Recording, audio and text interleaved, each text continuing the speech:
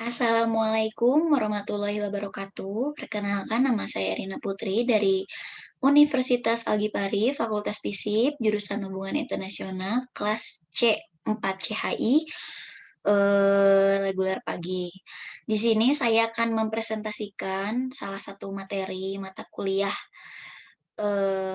teori perbandingan politik yang diampu oleh Bapak dosen Dr. Ahmad Zakiyudin MIKOM.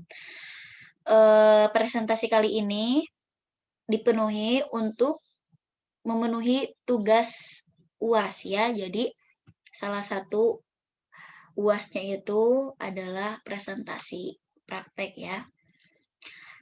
Di sini saya mempresentasikan mengenai bab 9 yang berjudul Ekonomi Politik dan Penyusunan Ulang Perbandingan Politik dan Ilmu Politik. Judul ini lebih menuju ke pemahaman ekonomi politik Marxis ya di bab 9 ini.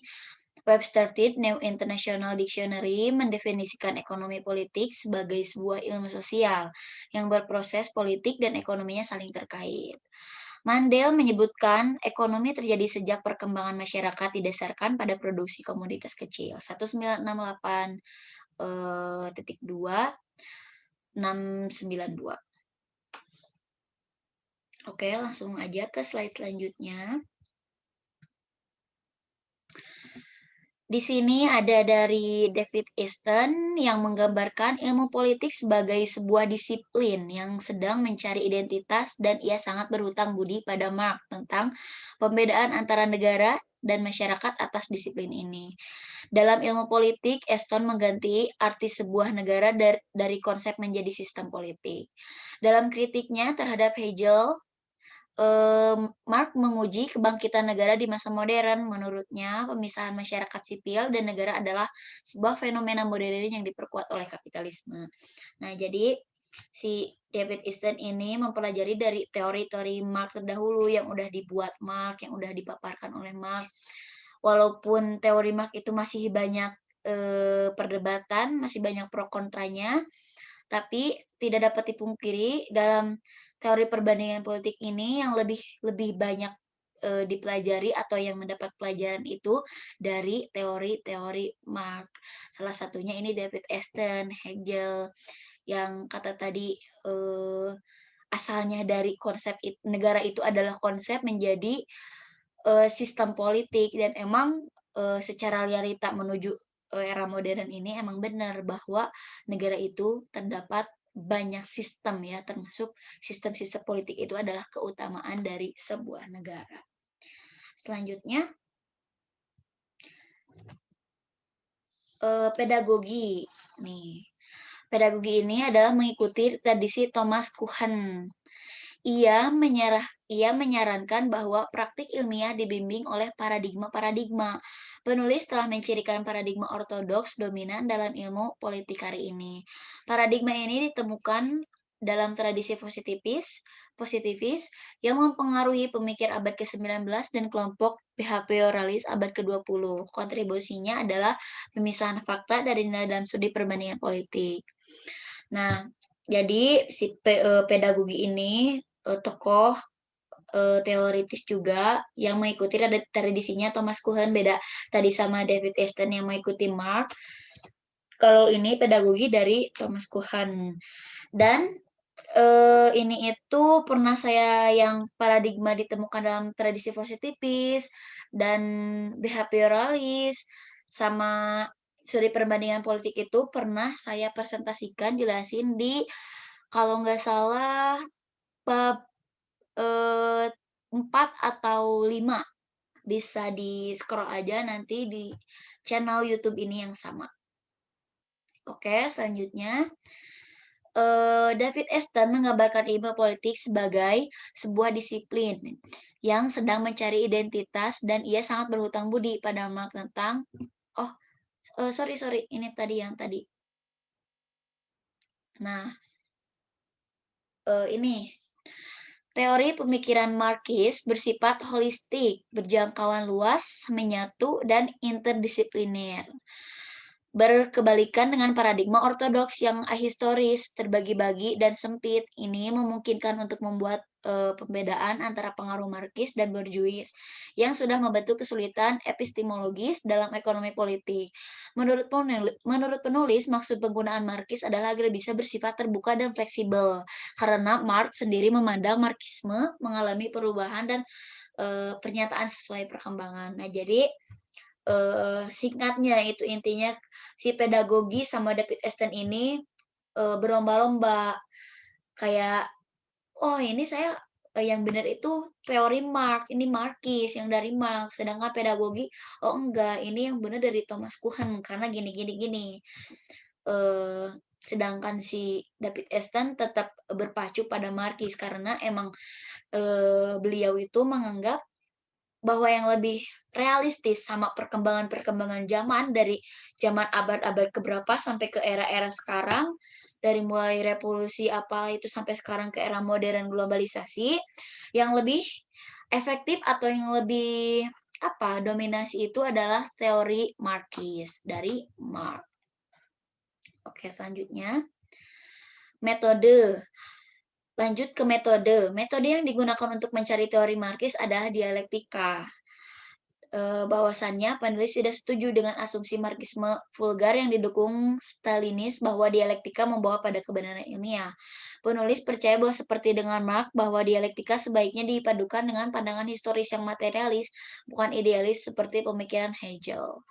Nah, jadi di sini si David Esten itu mencari teori Marxisnya dengan metode dialektika, tapi karena dialektika itu dianggap tidak apa ya, tidak klimaks atau tidak ilmiah gitu.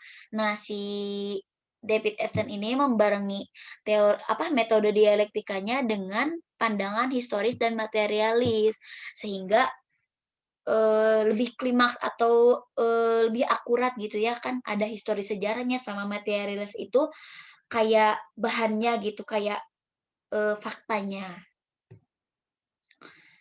Lanjut ke asal-usul dan evolusi ekonomi politik.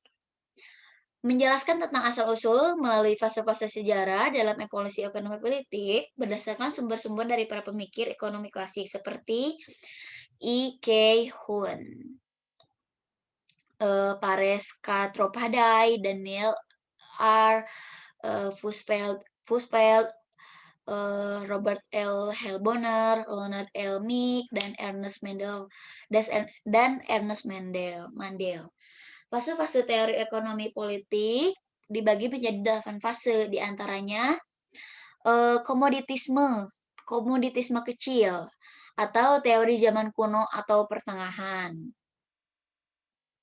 Yang kedua, merkantilisme. Merkantilisme itu ada di abad 14 sampai 17. Yang ketiga, liberalisme klasik. Yang keempat, sosialisme utopia. Yang kelima, marxisme. Yang keenam, marginalisme medan, neoklasikalisme ya maksudnya. Yang ketujuh, Keynesian, yang kedelapan, neomarxisme. Kalian bisa search aja atau googling ya mengenai pengertiannya, definisi, sama sejarah-sejarah perkembangannya teori-teori ini udah banyak. Karena kalau dijelasin di sini mungkin durasinya terlalu panjang ya. Oke, selanjutnya ke ekonomi politik internasional serta teori-teori imperialisme dan ketergantungan. Sebelumnya teori-teori ini juga pernah saya presentasikan, saya jelasin di bab-bab 3 sampai 5 pokoknya. Nah, di sini teori-teori ini menjelaskan pemikiran Hobson, Kautsky, Schumpeter, Galtung yang berkontribusi pada pandangan imperialisme liberal. J.E. Hobson percaya bahwa kekurangan konsumsi adalah penyebab imperialisme dan bahwa dengan meningkatkan konsumsi domestik di negara asalnya, Inggris Raya tidak akan ada lagi dorongan untuk berekspansi ke pasar-pasar luar negeri. Jadi menurut Hobson itu, imperialisme itu terjadi karena kekurangan konsumsi domestik di negara asalnya. Kayak pernah kan waktu itu Inggris ngejajah India, itu karena kekurangan domestik. Sehingga eee, sebelum kolonialisme itu ada imperialisme dulu. Nah, jadi di sini bisa menjelaskan tidak akan ada lagi dorongan untuk berekspansi ke pasar-pasar luar negeri kalau tidak ada kekurangan konsumsi domestik di negara asalnya atau di negara kita sendiri. Oke, selanjutnya. Lalu wakil dari imperialisme Marxis adalah pemikiran Luxemburg atau Bukharin, Lenin, Baran, dan Swezi, serta Magdoff. Rosa Luxemburg memperluas teori imperialisme yang menjelaskan keberlanjutan akumulasi modal dan khususnya menguji penetrasi modal ke dalam ekonomi-ekonomi primitif.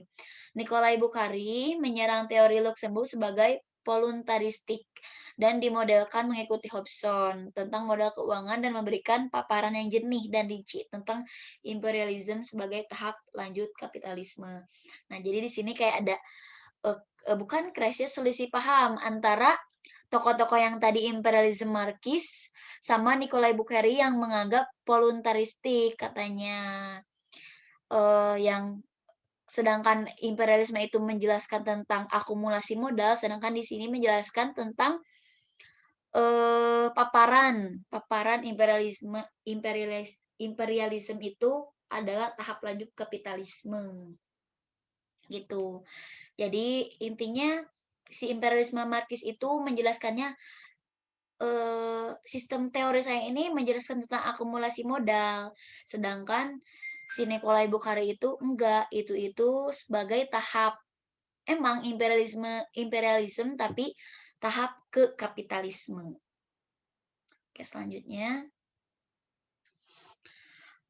Upaya-upaya untuk mempromosikan sebuah teori ketergantungan berasal dari pemahaman-pemahaman imperialisme Marxis dan non-Marxis.